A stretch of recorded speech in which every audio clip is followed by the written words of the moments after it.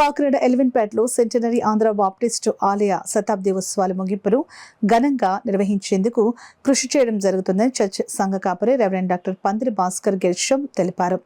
గురువారం centenary Andhra Baptist చర్చిలో ఏర్పాటు చేసిన మీడియా సమావేశంలో సంఘ అధ్యక్షులు రెయ్య రాజ్ కుమార్, సెక్రటరీ గొల్లమందల రాజేష్, ట్రెజరర్ వి ఐజక్ ప్రభాకర్లతో కలిసి సంఘ కాపరి రెవరెండ్ డాక్టర్ పందిరి భాస్కర్ గెర్షం మాట్లాడారు.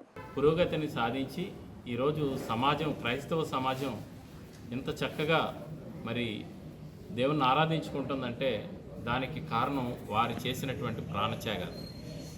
సో అదే క్రమంలో మా సంఘం మరి 100 సంవత్సరాలు పూర్తి చేసుకుంటూ మమ్మలను ఈ 100 సంవత్సరాలు కార్యక్రమంలో మేము కార్యవర్గంగా ఉండటం మేము ఎంతో గొప్ప భాగ్యంగా మేము దీన్ని తలుస్తున్నాం. మరి వారు ఏదైతే విడిచిపెట్టి వెళ్ళారో వారి సేవలను మరి మేము కొనసాగించాలనే ఉద్దేశంతో మా యొక్క సంఘము, మా సంఘ సభ్యులు, కార్యవర్గం అంతా కూడా మేము ముందుకు ఆ విధంగా కొనసాగటం జరుగుతుంది. దేవుడు మాకు సహాయం చేసి నడిపిస్తున్నాడు. మేము అదే విధంగా ఇక్కడ ఎన్నో మరి గొప్ప గొప్ప సంఘాలు కాకినాడలో ఉన్నాయి.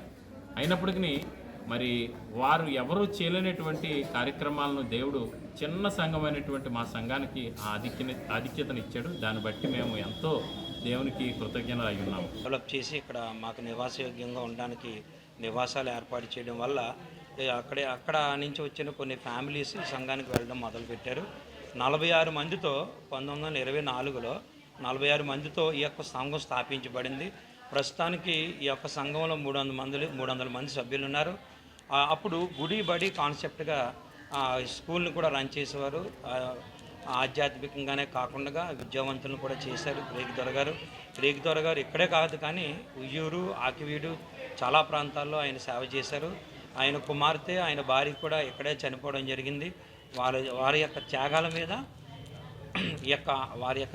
మీద ఈ యొక్క పునాది ప్రారంభించబడిన సంఘం ఎన్ని సంవత్సరాలు, 100 సంవత్సరాలు పూర్తి చేసుకోవడానికి దేవుడు కృప చూపించారు. అందుని బట్టి సంఘపక్షంగా మీ అందరికీ కూడా మా యొక్క ధన్యవాదాలు తెలియజేస్తాం. సంఘము ఇబ్బంది పడినప్పటికీ దేవాది దేవుడు మా యందు కృప చూపించి ఆర్థికంగాను, సంఖ్యాపరంగాను, క్రియాశీలతలోను, నాయకత్వంలోను అన్నిటిలోనూ చక్కగా మమ్మల్ని ముందుకు తీసుకెళ్ళి విధానం మాకెంతో నచ్చింది. దేవుడికి దాన్ని బట్టి వందనాలు తెలియజేస్తున్నాము.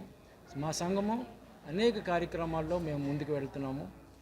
యూట్యూబ్ లైవ్లో కానీ, మిషనరీ సేవలో కానీ, బైబిల్ స్టూడెంట్స్ని తయారు చేయడంలో కానీ, అనేకంగా యూత్ని తయారు చేయడంలో కానీ, స్త్రీల సమాజాన్ని అభివృద్ధి పరచడంలో కానీ, సండే స్కూల్ని అభివృద్ధి పరచడంలో కానీ ఈ 100 సంవత్సరాల్లో మేము చేసిన ఈ పనులను బట్టి దానికి సహాయం చేసిన దేవాదేవునికి వందనాలు తెలియజేస్తున్నాను. అదే రకంగా నిన్నటి దినము క్రిస్మస్ ఆనందదాయకంగా మేము చేసుకోగలిగాము.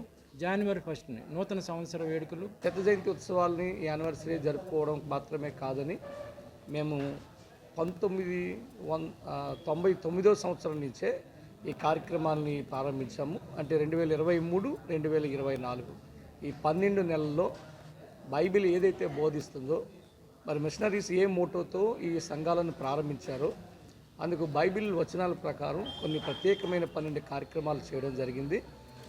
ఎందుకంటే ఈ 12 కార్యక్రమాల ద్వారా శత జయంతి ఉత్సవాలు ప్రారంభించి రేపు ముగింపు ఉత్సవాన్ని మేము జరుపుకోబోతున్నాం. కాబట్టి ఈ ముగింపు ఉత్సవం ద్వారా దేవుడు చేసిన కార్యాలను బట్టి దేవుని స్తుతిస్తూ మీ అందరినీ ఆహ్వానిస్తున్నాం. ఈరోజు సాయంత్రం జరగబోతున్న మరి 6 గంటలకి శత జయంతి ముగింపు ఉత్సవానికి ఆహ్వానిస్తున్నాం. ఈ సంఘం ఇంకా నానాటికి వృద్ధి చెందాలని మీ అందరూ ప్రార్థనలు, ఆశీస్సులు కోరుతూ ఈ మాటలు ముగిస్తున్నాం.